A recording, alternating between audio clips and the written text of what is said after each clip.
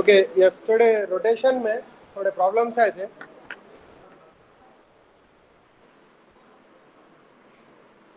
Suppose कोई भी चीज रोटेशन में है, प्योर रोलिंग में है, प्योर रोलिंग में, ठीक है, प्योर रोलिंग में है और उसका सेंटर ऑफ मास का वेलोसिटी v दिया।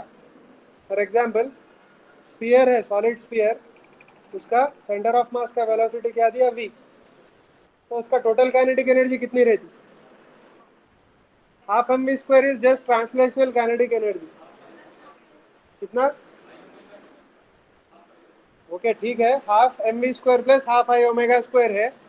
आई की जगह 2/5 एम आर स्क्वायर डालते और ओमेगा की जगह v/r डालते, तो क्या होता? Half M V square common आ जाता, 1 प्लस 2/5, तो क्या हो जाता? 7/5 into half M V square होता। तो टोटल काइनेटिक एनर्जी क्या होती? 7/10 हाफ एम वी स्क्वायर हो जाता, सॉरी 7/10 एम वी स्क्वायर हो जाता, ठीक है। सिमिलरली अगर एक डिस्क कर रहा रोल, डिस्क डिस्क का सेंटर ऑफ मास का वेलोसिटी v है और उसका मास m है, डिस्क है डिस्क और सॉलिड सिलेंडर है, इसकी टोटल काइनेटिक एनर्जी कितनी रहेगी? टोटल काइनेटिक एनर्जी कितनी रहती है हमारा? खाली बोल रहे हो रही है।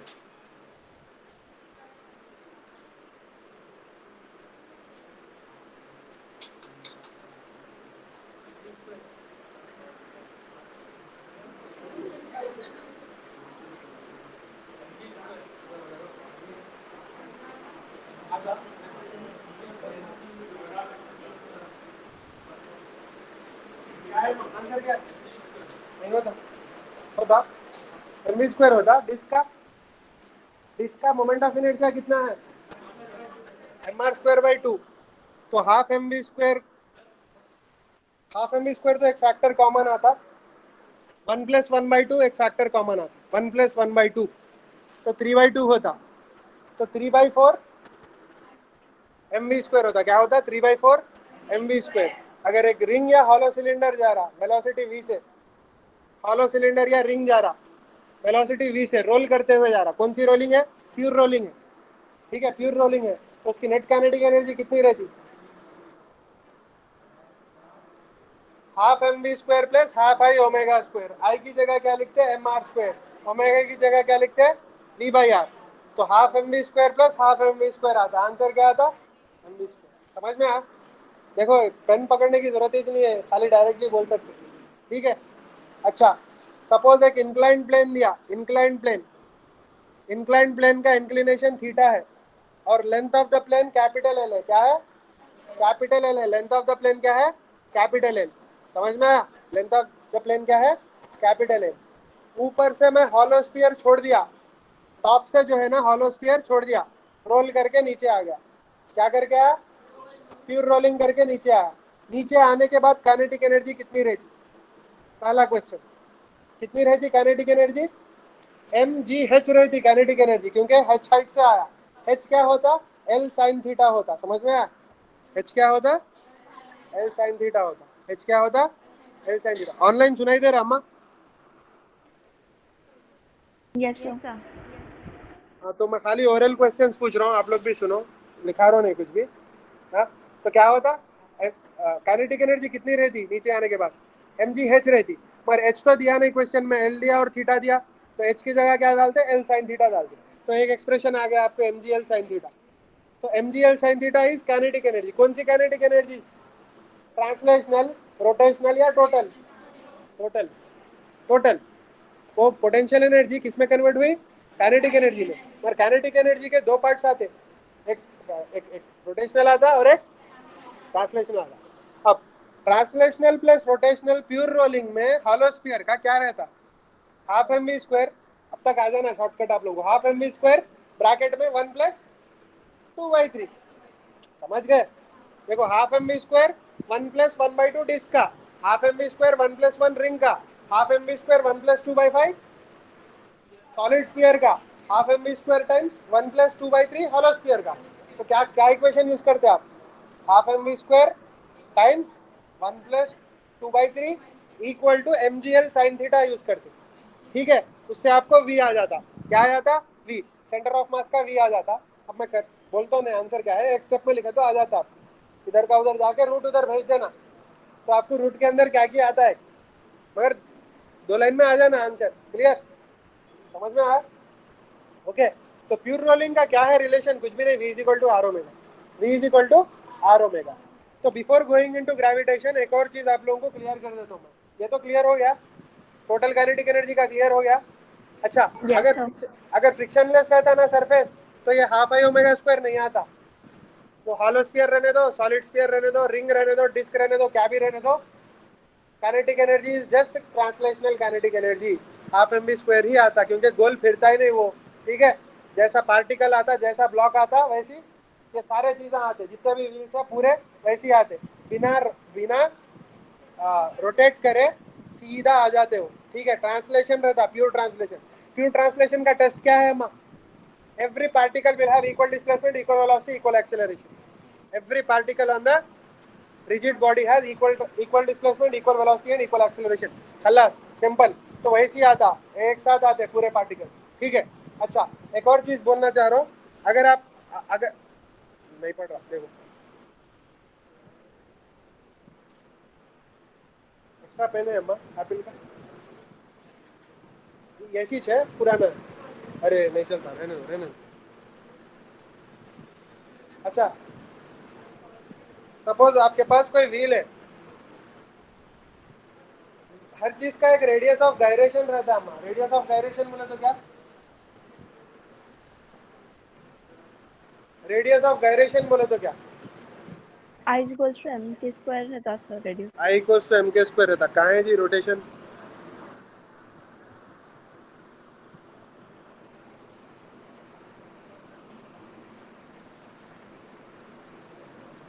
तो अगर मैं बात करा इसका इसका रेडियस ऑफ गायरेशन का, आएगी अम्मा, इधर ही काम नहीं करता कहीं।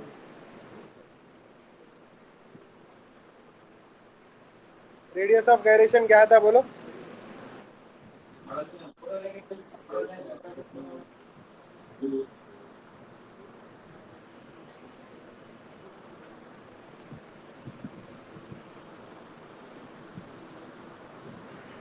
रेडियस ऑफ गायरेशन को कैसे रिप्रेजेंट करते हैं? तो रिलेशनशिप क्या है रेडियस ऑफ गायरेशन में और एम के स्क्वायर है, करेक्ट? कोई भी चीज का मास m है तो उसका रेडियस ऑफ गायरेशन कह देते हैं। आई क्या है? Moment of Moment inertia of है। inertia. तो रिंग का क्या होता है radius of gyration? R. Disc का क्या होता? R R by by root 2. √2।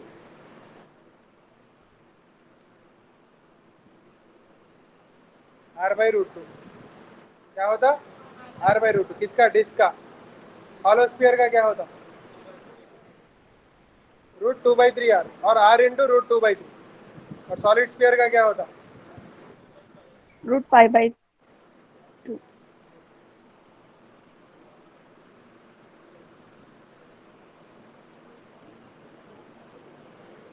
और किसका बोला मैं? हॉलो स्फीयर का। हॉलो स्फीयर,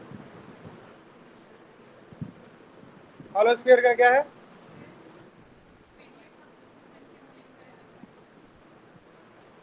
नहीं कर सकते ऐप है।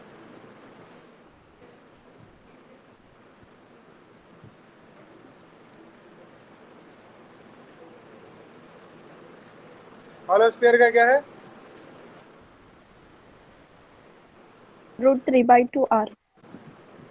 √2/3r। √2/3r। Yes sir, yes sir. किसी के पास स्प्रे है अम्मा? स्प्रे है? सैनिटाइजर?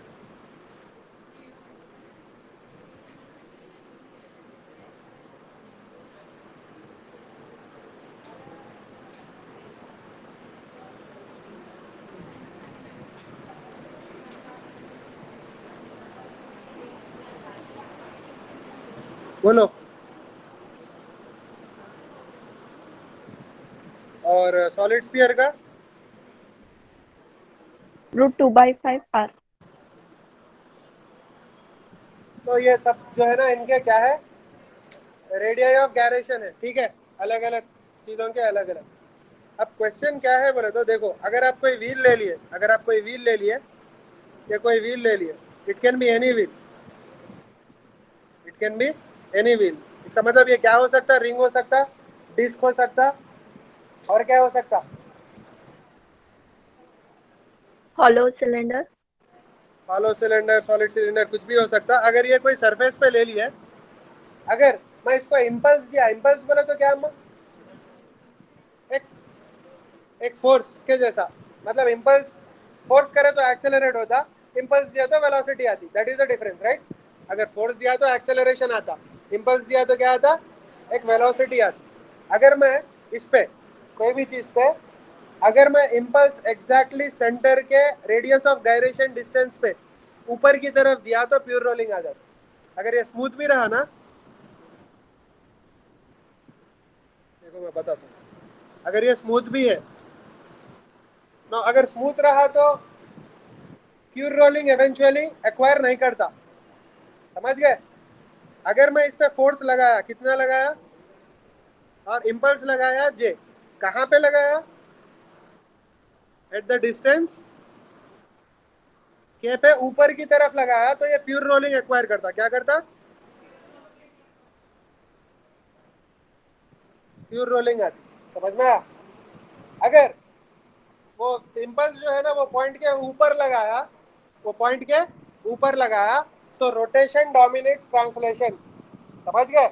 अगर मैं वो जे उस पॉइंट के नीचे लगाया, तो ट्रांसलेशन डोमिनेट्स रोटेशन, समझ गए क्या हो रहा।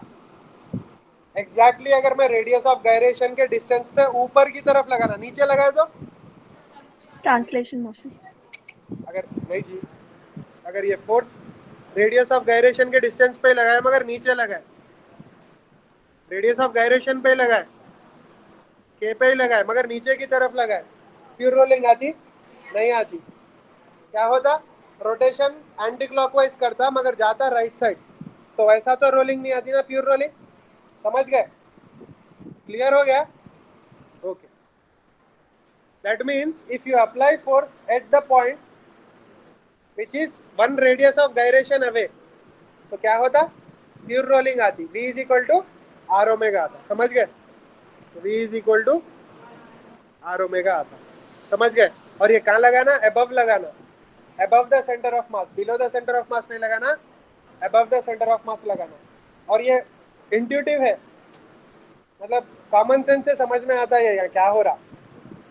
नीचे लगाए तो ट्रांसलेशन डोमिनेट करता, ऊपर लगाए तो रोटेशन ज्यादा हो जाता, ये हो जाता, समझ गए, क्लियर।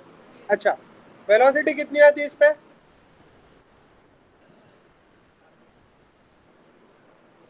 जे बाई एम आती, क्या आती, जे बाई एम। अच्छा, एंगुलर वेलोसिटी कितनी आती,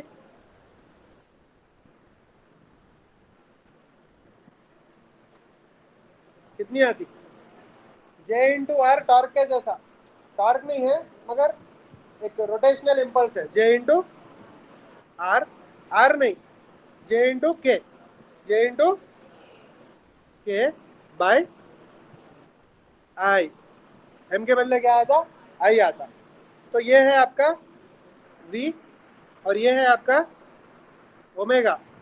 अब चेक करेंगे v और ओमेगा सेम रहते क्या, कैसा चेक करना, कैसा चेक करना,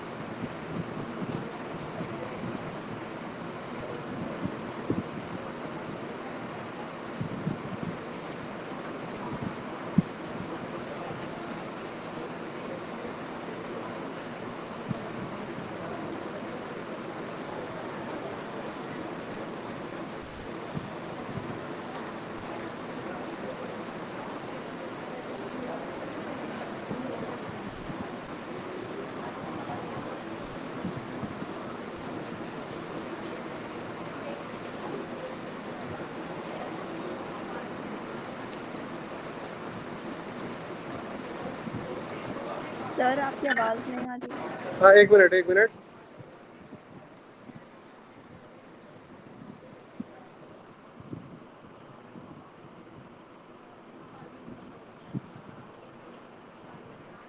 एक सेकेंड।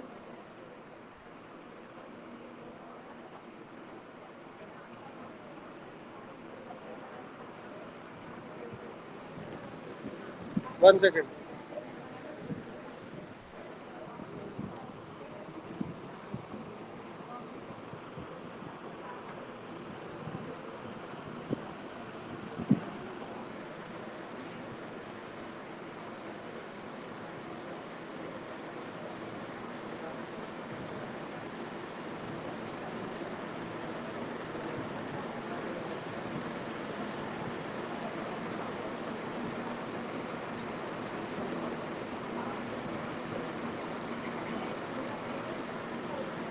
एक सेकेंड।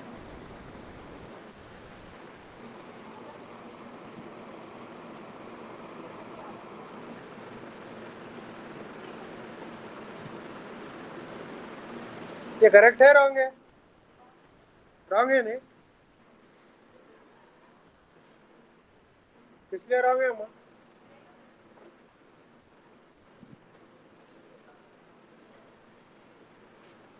क्या क्या क्या बोलो, क्या बोले? के इक्वल टू के स्क्वायर बाय आर रहना नहीं? के स्क्वायर बाय आर रहना नहीं? करेक्ट? करेक्ट है नहीं है?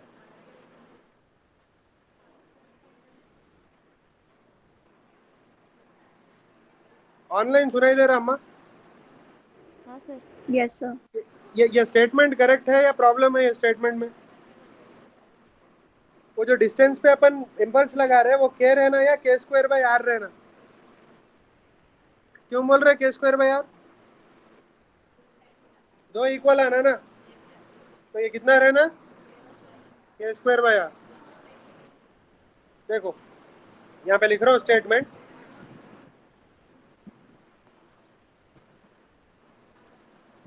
फॉर रियल, देखो, K square by R is the distance, ये सेंटर ऑफ मास है।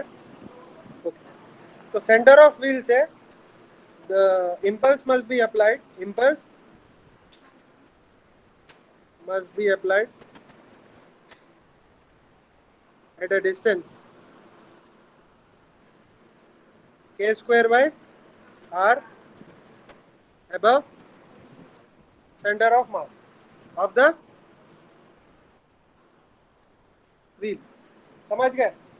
तो थोड़े स्टेटमेंट्स लिखेंगे यहाँ पे, समझ में आता। रिंग पे कहाँ अप्लाई करना?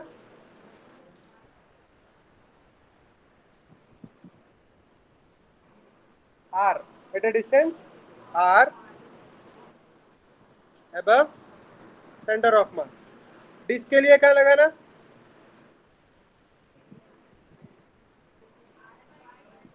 r/2 होता ना वो। और फिर नहीं, वो इसलिए चेंज करा ना, के लिखाया था मैं, के नहीं है, के स्क्वायर बाय आर है, के स्क्वायर बाय आर है, करेक्ट कर लो। पर हॉलो स्फीयर क्या है?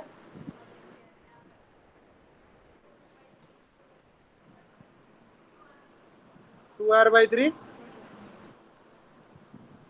above center of mass। पर solid sphere 2/5 R। Two R by five, two R by five, two R by five above centre of mass. अब check करेंगे linear velocity कितनी आई, जे बाई एम आई, और एंगुलर वेलोसिटी कितनी आती, J into A square K square by by R. IR। तो ये क्या आता बोलो अम्मा, ये थोड़ा कैलकुलेट करके बोलो क्या आता? जे इंटू के स्क्वायर को क्या लिख सकते? के स्क्वायर को क्या लिख सकते? आई बाय I/M। एम, आई बाय एम लिख सकते हैं।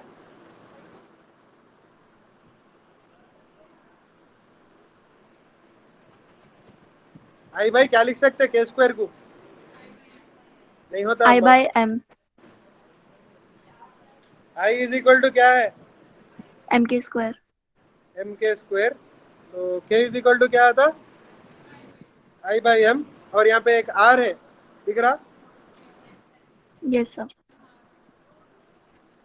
तो I square by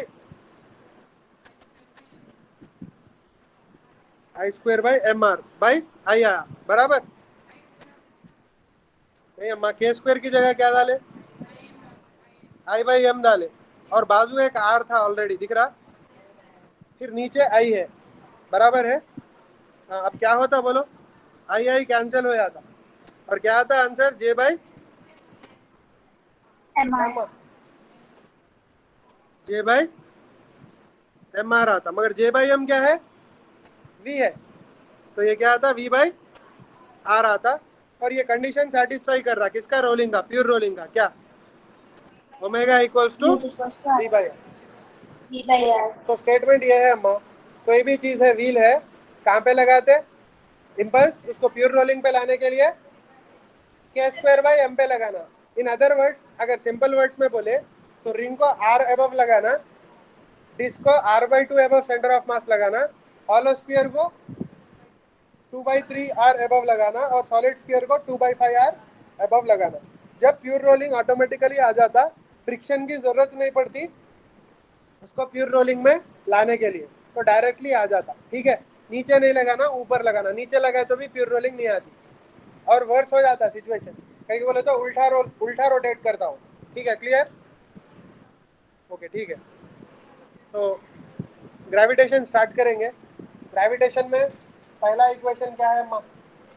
universal law of gravitation है G F m1 equals m2 to by R square. Capital G m1 m2 by R square है। ये m1 m2 दोनों के मासेस है। r क्या है? Distance Distance between the between centre the of masses of two, ये है। ठीक है, अब एक और चीज,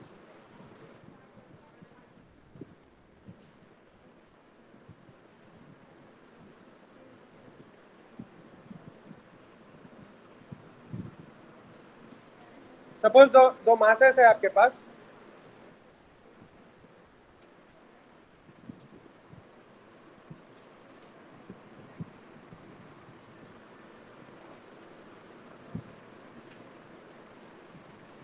both are rotating about each other. Both are rotating about each other. What do you mean by rotating about each other? दो masses एक दूसरे के अराउंड रोटेट कर रहे हैं, उसका मतलब क्या है? कौन से सर्कल्स पे जाते हो? फॉर एग्जाम्पल, एक ये मास है, ये छोटा मास है, ये बड़ा मास है। इसका मास m1 है और इसका मास m2 है। ये दोनों म्यूचुअल ग्रेविटेशन में एक दूसरे के अतराफ रोटेट कर रहे हैं। म्यूचुअल ग्रेविटेशन में एक दूसरे के अतराफ रोटेट कर रहे हैं। तो इन लोगों का पाथ कैसा रहता, गेस कर सकते हैं आप लोग?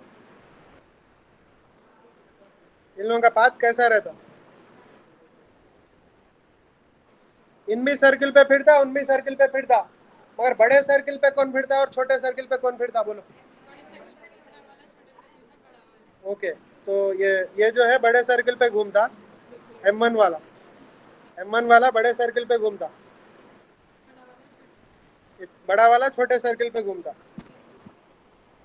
मगर वो सर्कल्स का सेंटर सेम रहता, वो सर्कल्स का सेंटर सेम रहता। तो इसका रेडियस क्या ले लेंगे? नहीं नहीं, ये जो छोटा सर्किल है उसका रेडियस क्या लेंगे? क्या लेंगे अम्मा? R2 लेंगे। किसका? छोटे सर्किल का रेडियस R2। बड़े सर्किल का रेडियस क्या लेंगे? R1। पर दोनों का क्या सेम रहता? सेंटर सेम रहता। ये सेंटर सेम रहता, दोनों का कॉमन सेंटर रहता। ठीक है, समझ में आया? रिलेशन क्या रहता R1 और R2 में? नहीं, ट्वाइस कैसा बोल रहे हैं? बोला ही लेना, m1 m2 का क्या है मास? हाँ,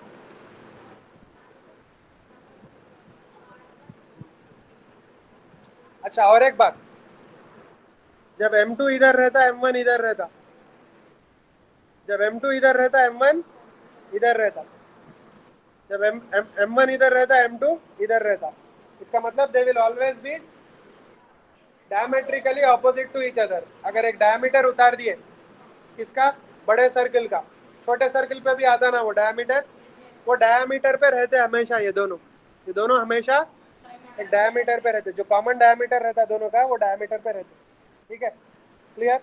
अच्छा, अगर इन दोनों के बीच में डिस्टेंस दिया, डिस्टेंस इन दोनों के बीच में, अगर ये डायग्राम दिया तो दोनों के बीच में का डिस्टेंस दिया ना, क्या है दोनों के बीच में का distance? R1 plus R2. Distance between masses is R1 plus R2। समझ में है? अच्छा, now can you find omega? Omega बोले तो क्या, इन लोगों की एंगुलर स्पीड, इन लोगों की एंगुलर स्पीड सेम रहती है अलग रहती? सेम रहती। क्यों? एग्जैक्टली सेम एंगुलर वेलोसिटी से घूम रहे, क्योंकि दोनों का डायमीटर हमेशा, मतलब दोनों जो है ना एक ही डायमीटर पे रहते, तो वो जो डायमीटर की एंगुलर वेलोसिटी रहती वो दोनों की एंगुलर वेलोसिटी रहती। ठीक है, तो अब मेरे को बोलो ओमेगा क्या है, how to find omega? Simple, simple क्या है, इक्वेशन लिखना पहले। दोनों के बीच में फोर्स ऑफ अट्रैक्शन कितना है? G, m1 m2 by r1 plus r2 whole square. ये है force of gravitational attraction between the two bodies. ये ग्रेविटेशनल फोर्स क्या प्रोवाइड कर रहा है दोनों को? सेंट्रीपिटल फोर्स प्रोवाइड कर रहा है, सेंट्रीपिटल फोर्स। सेंट्रीपिटल फोर्स क्या होता है बोलो?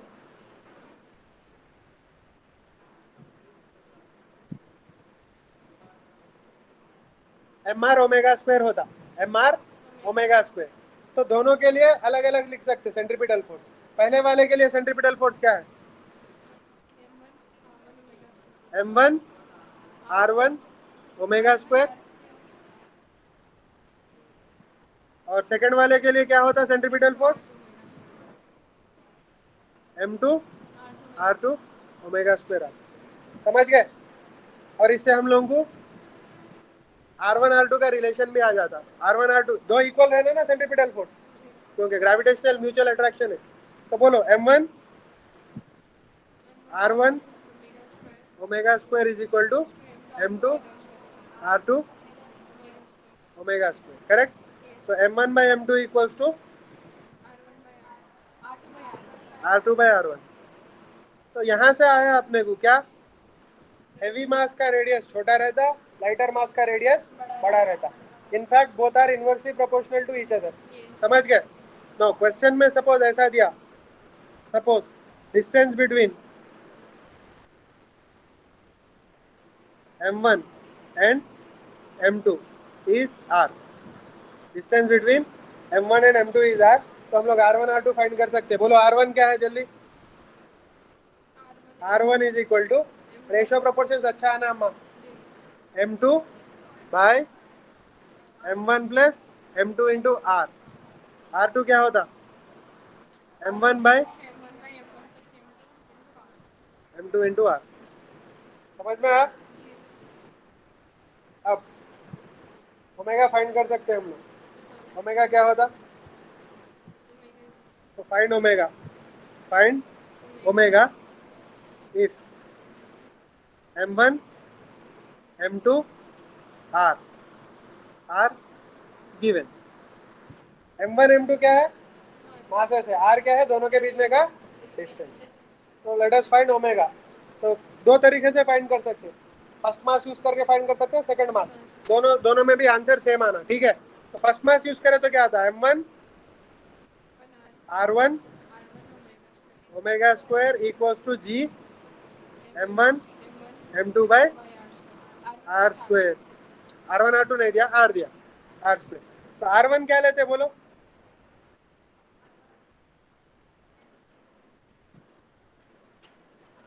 m2 by m1 plus m2 into r into omega square equals to g m1 m2 by r square. तो देखो m1 m2 चले गया, तो ओमेगा क्या है? g m1 plus m2 by r cube. इसका रूट, पूरे का रूट।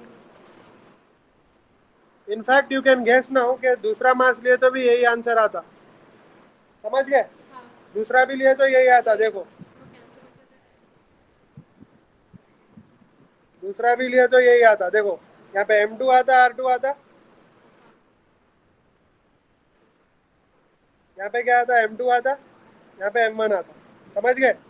यहाँ पे M2 आता, यहाँ पे M1 आता, उसके बाद पूरा सेम है। तो क्या आता, omega is equal to under root of G(M1M2) by R cube आता। समझ में आया? क्लियर? वी सेम आता, अलग आता दोनों का? दोनों का वी, देखो अम्मा, ओमेगा सेम है मगर वी अलग आती। V is equal to R omega ना, तो V1 इज इक्वल टू, बोलो क्या आता, V1 equal to R1 omega, V2 क्या आता, R2 omega, R2 omega. Omega same है मगर R1 R2 अलग है, तो V1 V2 भी अलग अलग रहते हैं। इनफैक्ट जो बड़े रेडियस पे जा रहा है उसका वेलोसिटी ज्यादा आता, जो छोटे रेडियस पे जा रहा है उसका वेलोसिटी कम आता। कम। अच्छा एक बात बोलो, ये किसकी बात कर रहे हैं हम लोग? M1 M2 क्या है यहाँ पे?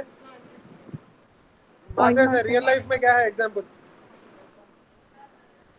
V1 इज इक्वल टू, ठीक है, ओमेगा सब्स्टिट्यूट नहीं कर रहा हूँ, सब्स्टिट्यूट कर सकते हैं आप लोग, ठीक है? हाँ बोलो, ठीक है कर देंगे, बोलो V1 इक्वल्स टू, बोलो जी, R1 क्या है, M2 इंटू रूट ऑफ,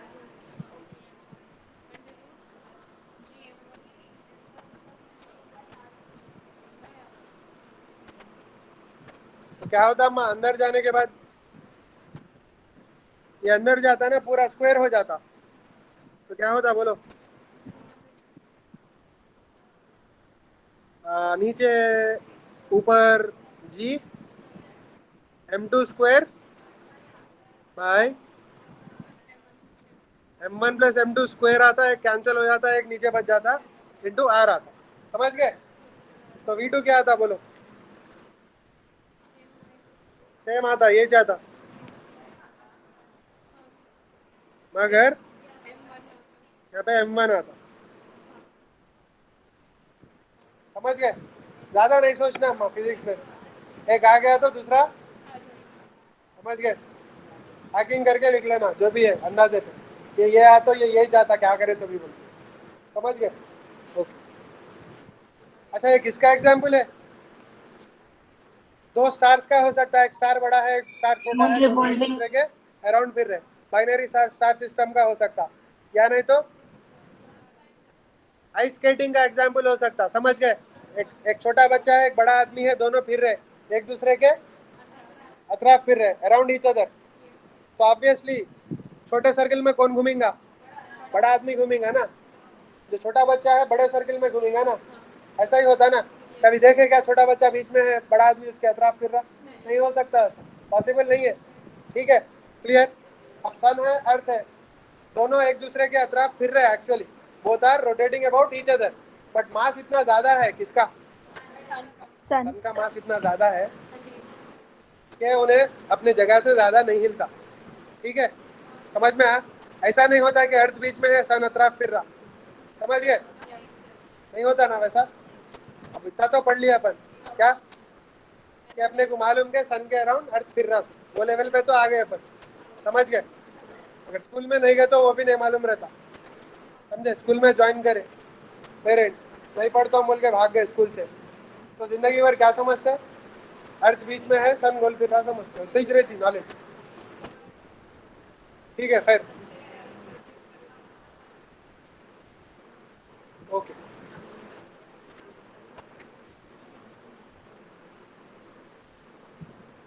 अच्छा यहाँ पे मैं एक चीज प्रूव कर सकता हूँ, अगर M1 अर्थ का है मास, M2 सन का है, M1 अर्थ का है, M2 सन का है, तो M2 सन का है तो V2 भी सन का रहता ना?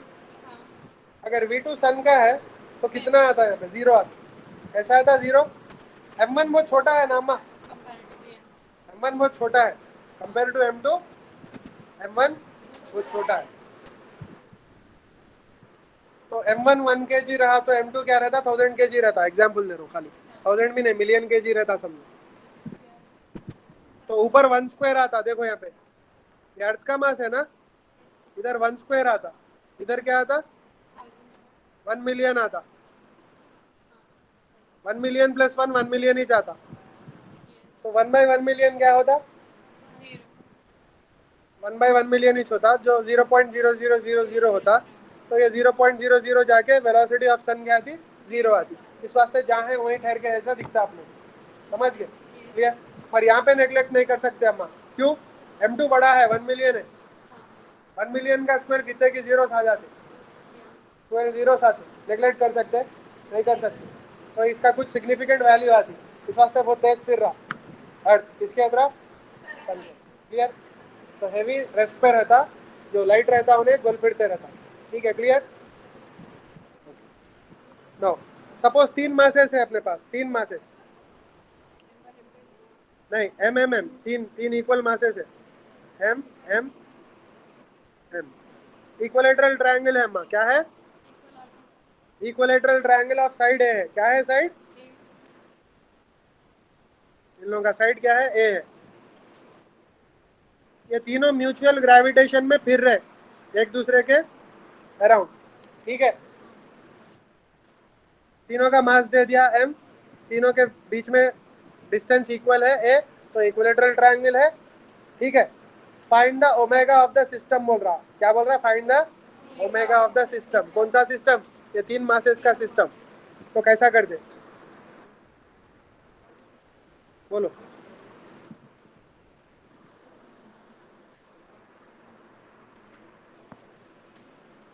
बहुत इजी है अम्मा। क्या है ये, पहले सेंट्रीपिटल फोर्स क्या, पहले जो सर्किल पे फिर रहा है उसका रेडियस मालूम करना। तो वो जो सर्किल है जिसपे फिर रहा है इन्हें, उसका सर्किल कैसा आता, ऐसा आता, समझ गए, ऐसा आता।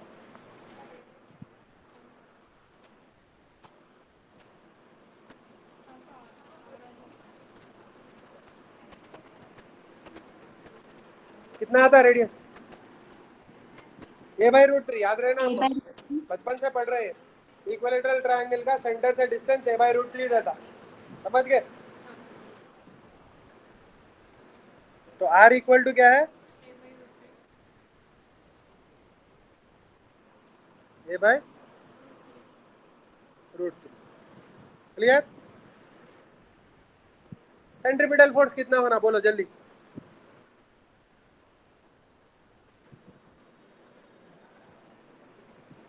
Force required to be on that circle,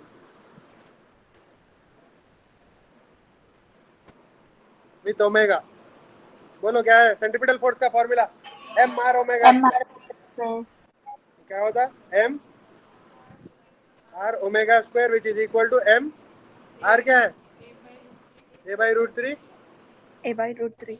omega square. ये फाइंड करना है अपने को, ओमेगा कौन दे रहा, सेंट्रीपिटल फोर्स, ग्रेविटेशन।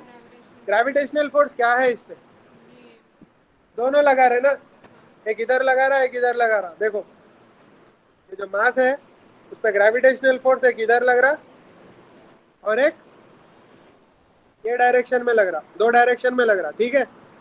और दोनों इक्वल है, let us call it F. दोनों के बीच में एंगल क्या है, 60 नहीं होता एंगल क्या है दोनों के बीच में, 60 डिग्री। ऐसा मालूम 60 बोल के, इक्विलेटरल ट्रायंगल। अब आप ना ये स्टेज पे बोल देना ये एफ और एफ का रिजल्टेंट क्या आता, बोले क्या था अम्मा, ये क्या था, √2f, अरे a√3, ये का है अम्मा, हाँ f√3 आता, yes sir, कैसा है अम्मा f√3, याद रहना वो दो वेक्टर्स है, दोनों के बीच में अगर एंगल थीटा है तो 2a cos θ/2 होता, दोनों के बीच में एंगल 90 रहे तो √2a होता, दोनों के बीच में एंगल 60 रहा तो √3a होता, दोनों के बीच में एंगल 0 रहा तो 2a होता। क्या अम्मा नहीं मालूम, दो वेक्टर्स है अम्मा, दोनों के बीच में एंगल थीटा है, दो वेक्टर्स, दोनों का मैग्नीट्यूड a है, इक्वल है मैग्नीट्यूड, तो उसका रिजल्टेंट का मैग्नीट्यूड क्या होता, 2a cos थीटा बाई 2, सुने कभी कभी 2a cos थीटा बाई 2 कहाँ से आया? दो तीन तरीकों से आ सकता, कंपोनेंट्स निकाल के, ऑपोजिट है तो कैंसिल कर देना, साथ है तो ऐड कर देना, a cos थीटा ऐड हो जाता 2a cos theta, sorry a cos theta by 2, a cos theta by 2 add होता 2a cos थीटा बाई 2 बच जाता, a sin theta by 2 a sin theta by 2 subtract हो जाता, कर देना, नहीं तो under root of a square plus b square plus 2ab cos theta में a की जगह a b की जगह भी a डाले तो क्या आता? 2a square plus 2a square cos theta आता, 2a स्क्वायर कॉमन ले लिया तो 2a square into 1 plus cos theta आता डिवाइड बाई 2 मल्टीप्लाई बाई 2, देखे ना अम्मा? नहीं देखे? वेक्टर्स में पहले 2 से मल्टीप्लाई करना डिवाइड करना, 4a स्क्वायर बाहर आके 2a हो जाता, अंदर क्या बचता? Root of 1 plus cos theta by 2 cos theta by 2 होता, समझ गए? ये पूरे बेसिक चीज है। हाँ खैर एनीवे एफ रूट 3 है, बोलो अम्मा क्या है एफ रूट 3? बोलो एफ रूट 3 इक्वल्स टू, बोलो G, m into A by root 3 m into into a by root 3 omega square, पर f क्या लेते हैं? G M square by A square, कहीं को देखो दोनों के बीच में डिस्टेंस क्या है? ए, ये दोनों के बीच में भी डिस्टेंस क्या है? ए, दोनों का मास m है, तो f क्या आता? ग्रेविटेशनल फोर्स आता, क्या आता? G M square by A square equals to a square. M A by root 3 into omega square, M M cancel,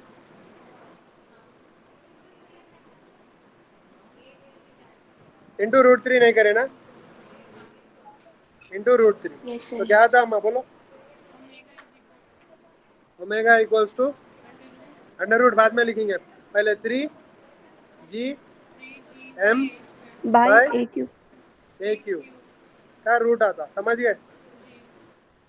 ये है आंसर, क्लियर? ओमेगा आ गया, Yes, sir. ऐसा करना, ठीक है? क्लियर? Yes, sir.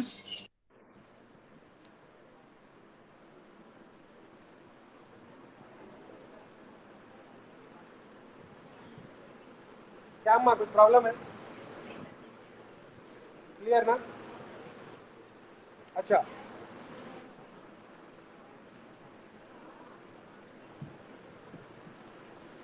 ये बाय एक्सिस है ये, अरे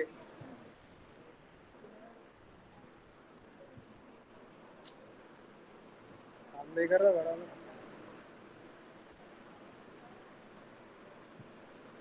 अच्छा दो अगर रिजिड बॉडीज है, पॉइंट मासेस नहीं है, रिजिड बॉडी है, तो क्या करते हैं? मतलब ग्रेविटेशन दो बॉडीज के बीच में निकालना है तो कौन से पॉइंट्स के बीच में लेते? सेंटर ऑफ मासेस के बीच में लेना, राइट? सेंटर ऑफ मासेस के बीच में लेना, तो फॉर एग्जांपल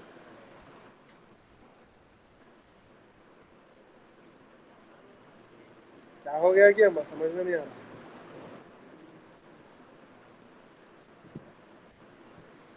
ओके सपोज यहाँ पे एक स्फीयर है और यहाँ पे एक रॉड है,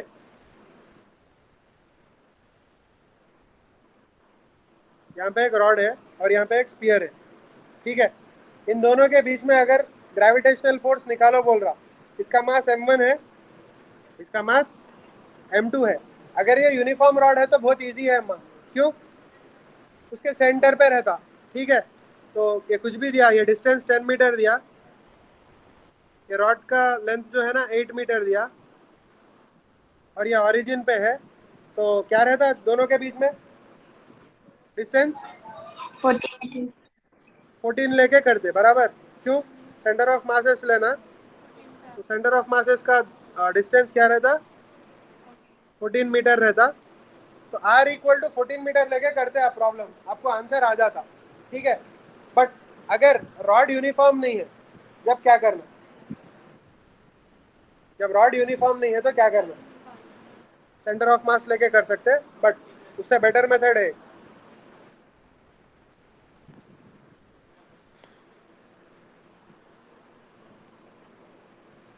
मैं यहाँ पे बता रहा हूँ, देखो प्रॉब्लम ये क्या था अम्मा? ऊपर वाला क्या था? यूनिफॉर्म रॉड था, तो फोर्स क्या है दोनों के बीच में बोलो? जी m1 m2 बाई आर कितना ले रहे?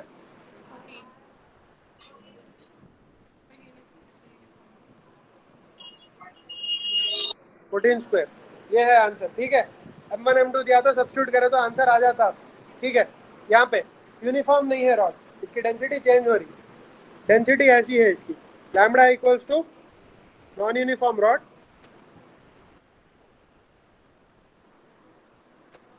डेंसिटी लैम्बडा इक्वल्स टू क्या है 2 + 3x है। इसका मतलब क्या, जैसा जैसा x चेंज होते रहता वैसा वैसा वो चेंज होता, मास चेंज होता। तो कैसा लेते, डिस्टेंस। तो क्या करना है देखो, डिस्टेंस x लेना, बहुत सता रहा है। हाँ, डिस्टेंस x लेना और यहाँ पे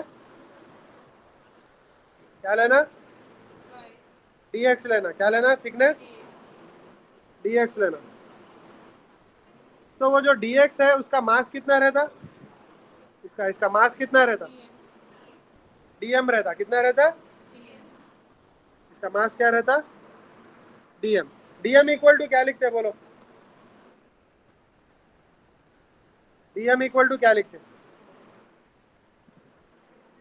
lambda into dx। Lambda is linear mass density ना, तो क्या आता, lambda into dx which is equal to, देखिए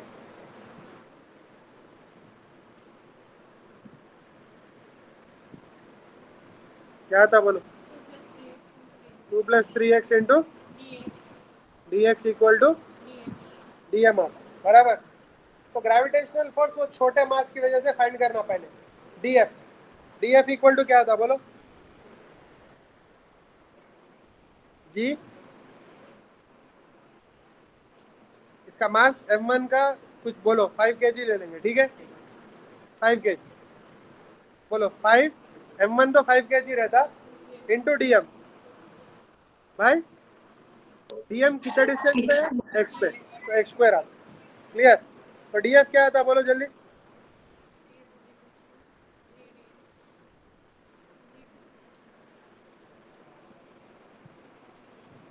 5 इंटू लैम्बडा क्या है 2 + 3x into dx by x square. Correct. अब यह तो df आया, छोटे मास की वजह से छोटा फोर्स आया। पूरा फोर्स मालूम करना बोले तो क्या करना, integral of integrate df equals to integral of g into 5 into 2 + 3x by x square into dx। कहाँ से कहाँ तक है अम्मा इसका लेंथ, 10 मीटर से लेके 18, 10 मीटर से लेके 18। देखो कहाँ स्टार्ट हो रहा है, ये 10 मीटर पे स्टार्ट हो रहा। समझ में आया,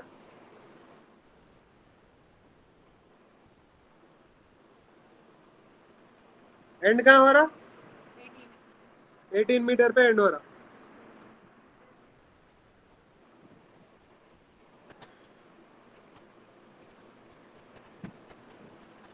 वेस्ट है, 10 मीटर पे स्टार्ट हो रहा, 18 मीटर पे एंड हो रहा। बोलो क्या था बोलो, f equals to integral of 10 to 18। अच्छा यहाँ पे कॉमन क्या निकलता माँ बोलो, 5G 5g कॉमन निकलता, integral of 2/x square plus 3/x dx। क्या है लिमिट, 10 to 18 तो क्या था मैं f equals to 5g 2 into integral of 1/x square कितना, -1/x 10 to 18 plus 3 into 1/x का इंटीग्रल कितना, हाँ नेचुरल लॉग ऑफ x ना।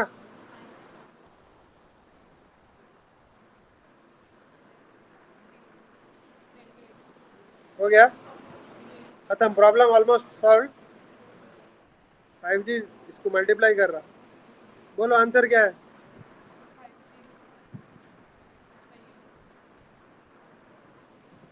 एफ इक्वल्स टू क्या आता बोलो, 5G into 2 1/18 minus 1/10 plus 3 natural log, log A minus log B क्या आता, लॉग ए बाई बी, तो 18/10 बराबर। क्लियर। 5G दोनों को मल्टीप्लाई करना, तो आंसर क्या है बोलो जल्दी। सर वो 1/10 माइनस 1/18 आना ना। अच्छा माइनस भी है ना वहाँ पे, यहाँ पे -2 लिखो। कौन सा जी,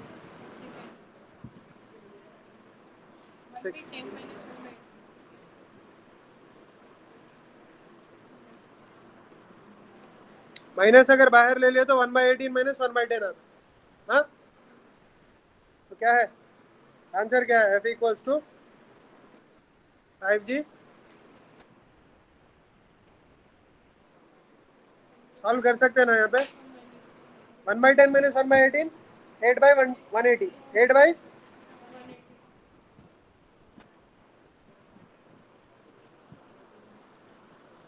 इसको क्या लिख सकते हैं, 9/5 लिख सकते हैं। हो गया आंसर, इतना ही है, थोड़ा सॉल्व कर लेना होना है तो। क्या है आंसर,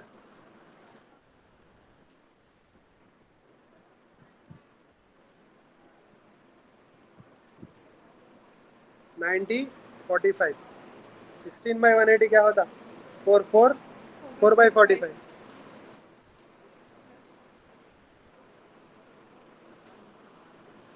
15G। थोड़ा सॉल्व कर सकते हैं इसको।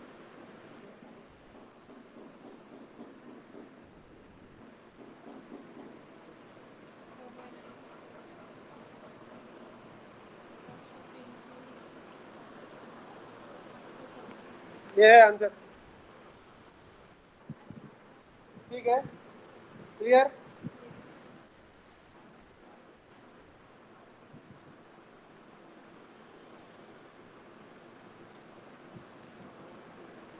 ओके,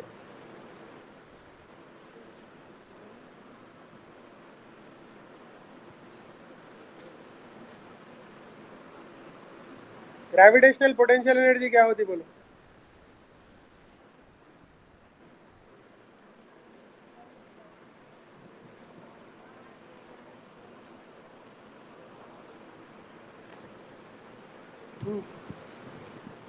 बोलो, एक्सप्रेशन याद है किसी को,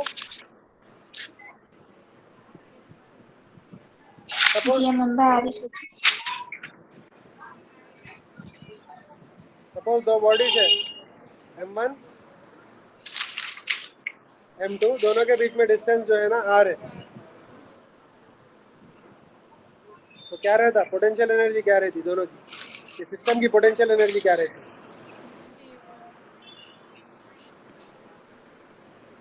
U इक्वल्स टू माइनस, हमेशा पोटेंशियल एनर्जी अर्थ की जो क्या रहती, नेगेटिव रहती, क्योंकि अर्थ gravitational force is just an attractive force. Electrostatic में अट्रैक्शन भी रहता, रिपल्शन भी रहता। तो देखो पोटेंशियल एनर्जी बोले तो work done for bringing from infinity to certain distance R, तो इन्फिनिटी से करीब लाने के वास्ते वर्क करना पड़ता आपको, या खुद ही चाहते करीब, दो मासेस करीब खुद ही चाहते। देखो अम्मा मैं बताता हूँ, देखो इसका आंसर क्या है, जी m1 m2/r। देखो मैं एक एग्जांपल बताता हूँ, सपोज यहाँ पे पॉजिटिव चार्ज है, यूनिट पॉजिटिव चार्ज को करीब लाने के लिए फोर्स किधर लगाना पड़ता है, इधर इधर लगाना, डिस्प्लेसमेंट भी यही साइड रहता, तो वर्क डन क्या रहता, पॉजिटिव रहता। वर्क डन पॉजिटिव है मतलब क्या, वर्क हम लोग करें तो एनर्जी स्टोर हो जाती, फिर जब छोड़ते जो है ना वापस भाग के आता, वो पोटेंशियल एनर्जी काइनेटिक एनर्जी में कन्वर्ट होती। मगर अगर मासेस अगर दो अलग अलग इन्फिनिट पे है, करीब खुद ही चाहता हूँ, मगर अगर खुद ही आने दिए ना क्या होता मालूम, काइनेटिक एनर्जी आ जाती। तो अपन क्या करना पड़ता, इक्वल एंड ऑपोजिट फोर्स इधर लगाना पड़ता और स्लोली छोड़ना पड़ता उसको, समझ गए, क्लियर। समझ में आया ना? सपोज वहां पे हड्डी है तो कुत्ता भाग के जाता हड्डी के पास, बराबर। छोड़ दिया तो तेज भाग के जाता, काइनेटिक एनर्जी बहुत रहती। पर काइनेटिक एनर्जी नहीं होना है अपने को, आहिस्ता जाना हो, ठीक है? तो क्या करते तुम? खींचते उसको, किधर खींचते? सामने पीछे? पीछे खींचते, सामने खींचते तो और तेज जाता। पीछे खींचना। फोर्स का डायरेक्शन किधर है? पीछे। डिस्प्लेसमेंट क्या है कुत्ते का? सामने। एंगल क्या है दोनों के बीच में? माने वर्क डन नेगेटिव है पॉजिटिव है, तो एनर्जी स्टोर्ड क्या रहती? नेगेटिव। तो हमेशा ग्रेविटेशनल पोटेंशियल एनर्जी नेगेटिव ही रहती। क्या रहती? नेगेटिव। क्यों? उसका एक्सप्रेशन क्या है? -G m1m2/r है। m तो नेगेटिव नहीं होता, g तो नेगेटिव नहीं होता, r भी नेगेटिव हुआ भी तो फर्क नहीं पड़ता। कहीं बोलते हाँ, नहीं फर्क पड़ता हो, स्क्वायर नहीं है ना, करेक्ट। r भी नेगेटिव नहीं होता क्योंकि r सेपरेशन है दोनों के बीच में। तो क्या रहता? ग्रेविटेशनल पोटेंशियल एनर्जी क्या रहती? नेगेटिव रही। समझ गए? क्या है ग्रेविटेशनल पोटेंशियल एनर्जी? नहीं मतलब क्या एक्सप्रेशन क्या है? -G m1m2/r। अगर तीन मासेस है, तीन मासेस m1 m2 m3, तीन मासेस है m1 m2 और m3, दोनों अपने विसिनिटी में है, मतलब क्लोज है। तो ये तीनों की ग्रेविटेशनल पोटेंशियल एनर्जी कितनी रहती है? m1 m2 m3। तो इसकी पोटेंशियल एनर्जी क्या रहती है? ग्रेविटेशनल पोटेंशियल एनर्जी क्या रहती है? बोलो अम्मा जल्दी। कितने टर्म्स आते हैं? तीन आते हैं, वेरी गुड। बोलो क्या है? -G m1m2/r12, दैट मतलब separation between 1 and 2, -G m2m3/।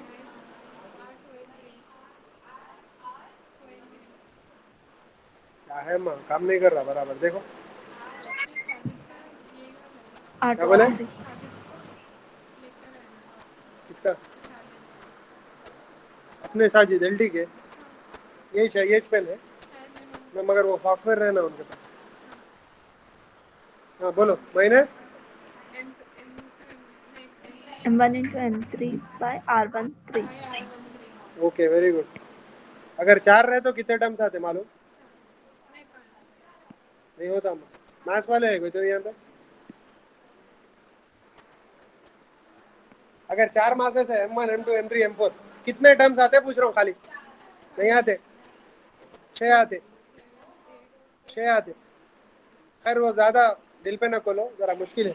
हाँ कितने आते? 6 आते। कोई एमपीसी वाला है यहाँ पे? अगर चार है मासेस तो कितने टर्म्स आते मालूम? 6 आते। 6। ऐसा मालूम 6 आते बोल के? कॉम्बिनेशन एनसी आर, एनआरसी नहीं एनसीआर।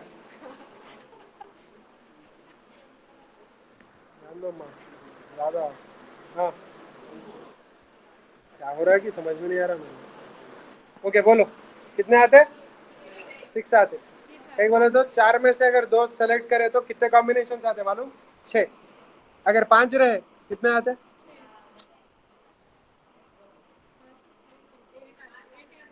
10 आते, 10 आते। देखो मैं एक फार्मूला है बोलता हूँ, उसका डेरिवेशन नहीं बोलता हूँ, कई बोलते टाइम लगता बोलने। अगर 10 चीजों में से तीन चूज कर रहे ना तो कितने कॉम्बिनेशन आते मालूम?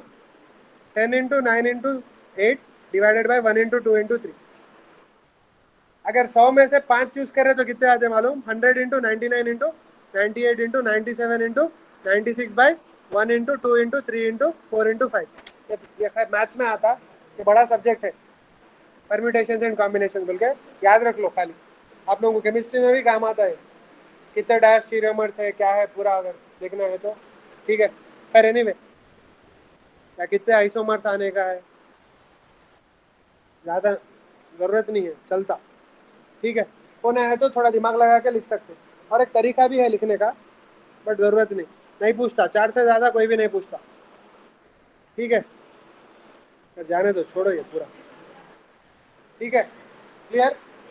अच्छा, अगर अर्थ की बात करें, अर्थ पे कोई भी पार्टिकल है तो अर्थ का मास कैपिटल एम लेते हैं, अर्थ पे कोई भी ऑब्जेक्ट का स्मॉल एम लेते हैं, समझ गए।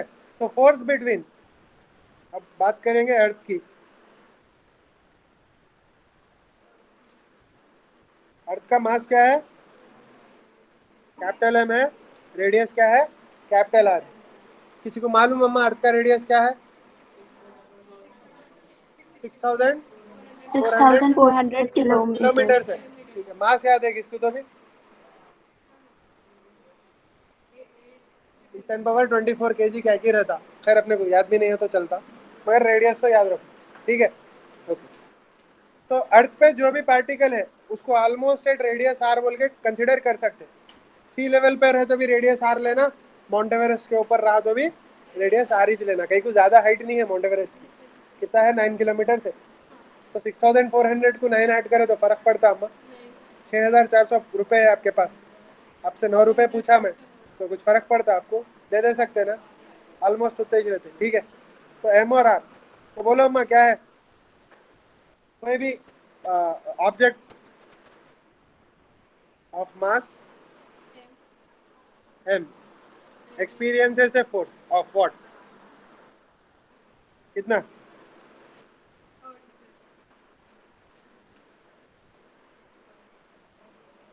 क्या हो रहा है कि अम्मा, समझ में नहीं आ रहा मुझे। हाँ, एक्सपीरियंसेस ए फोर्स ऑफ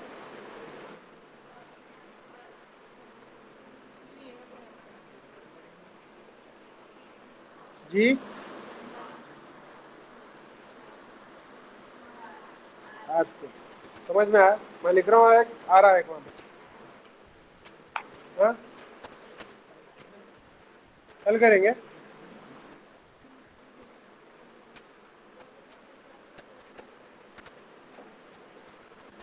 बराबर,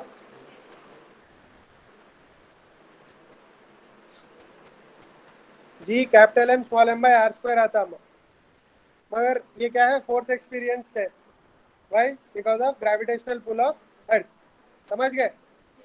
अब न्यूटन सेकंड लॉ क्या बोलता, बोलो।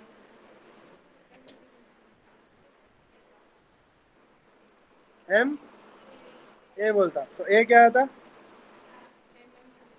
GM by R square.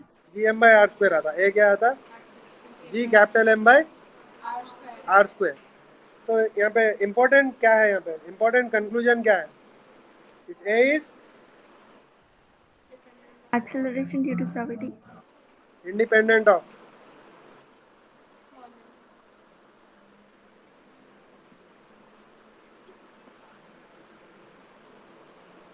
Mass of the body.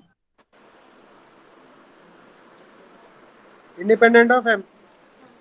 1 kg का फेंको 9.8 मीटर पर सेकंड स्क्वायर से गिरता, 10 kg का फेंको 9.8 मीटर पर सेकंड स्क्वायर से गिरता, 1000 kg का भी 9.8 मीटर पर सेकंड स्क्वायर से गिरता। कहाँ पे, close to the surface of earth, close to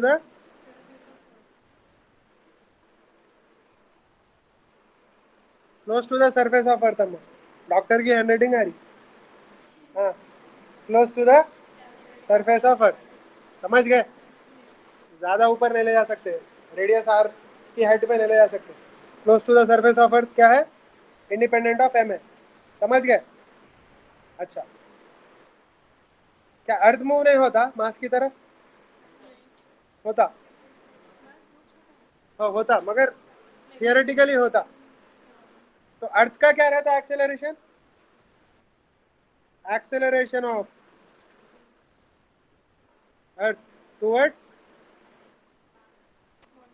object क्या रहता, बोलो, सेम फॉर्मूला लिखो, G small m G R square. Capital G M small small m M by by R square.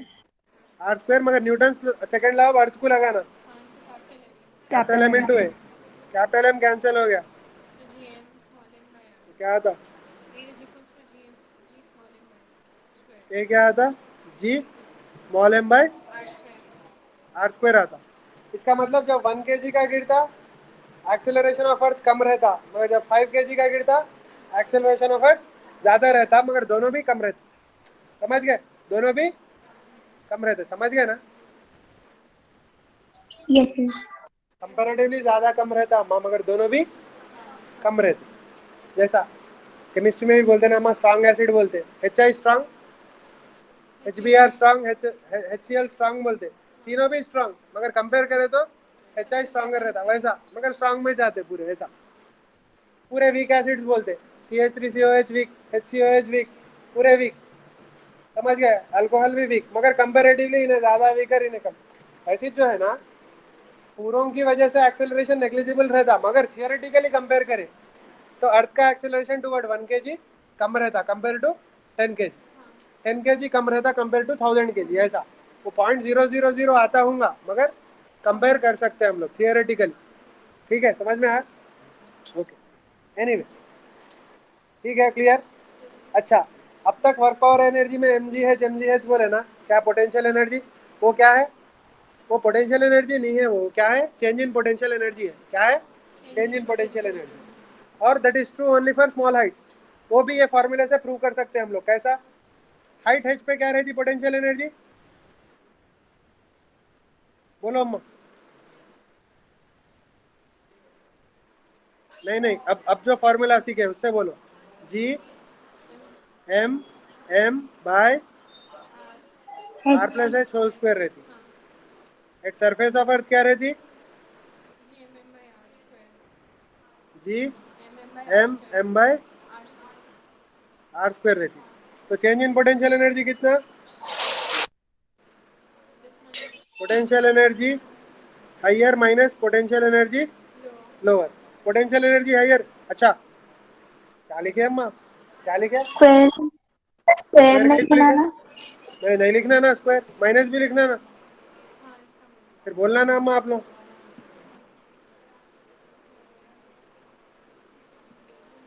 मेरा माइंड ऑफ हो जाता अम्मा। नहीं बोल तो ये कंटिन्यू पढ़ा रहना इतने साल से, तो क्या है कि दिमाग बंद करके पढ़ाते हैं। आप लोग अलर्ट रहना। हाँ बोलो, बोलो अम्मा क्या है जल्दी।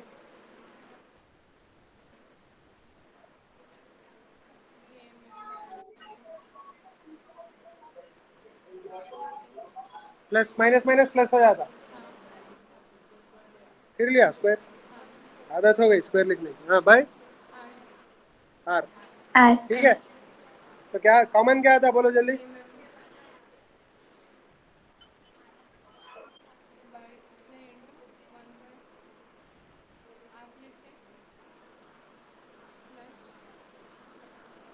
ये माइनस है वो प्लस है, तो एक काम करेंगे, ये माइनस निकाल देंगे, ये माइनस कर देंगे, चलता?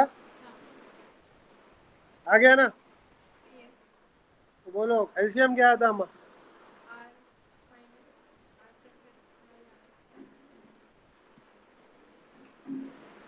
क्या हुआ कि समझ में नहीं आ रहा मुझे? सर बोलो। वो माइनस कॉमन नहीं लिए तो 1/r minus 1/r plus H बनाना। माइनस कॉमन नहीं लिए तो sir 1/r plus H minus है और 1/r प्लस है। हाँ बराबर बराबर।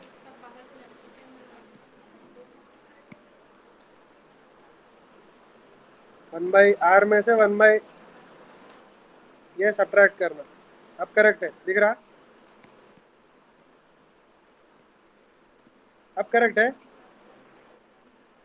क्लियर? Yes sir. तो जी एम एम,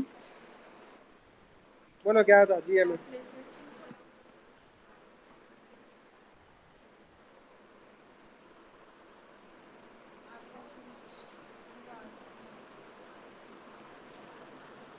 क्लियर? क्या क्या कैंसिल होता बोलो? आ रहा है। अच्छा, R into R plus H क्या होता?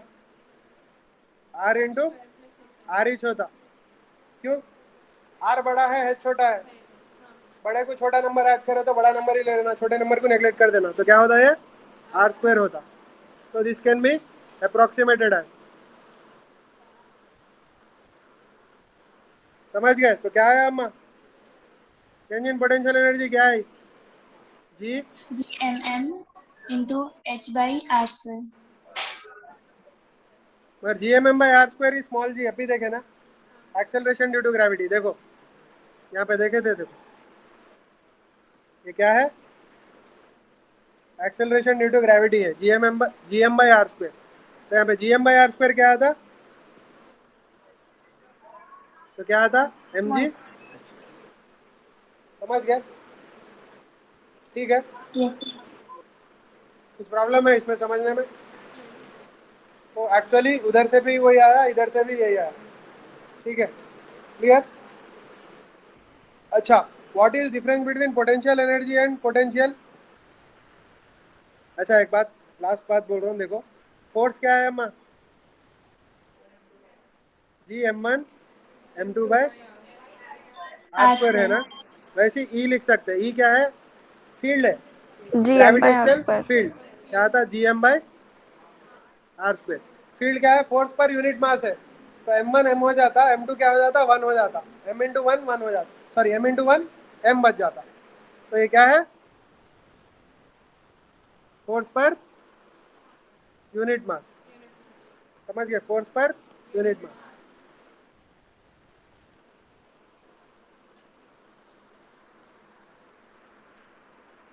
समझ गए? वैसी पोटेंशियल एनर्जी क्या होती? Minus जी, GMM/R. पोटेंशियल क्या होता?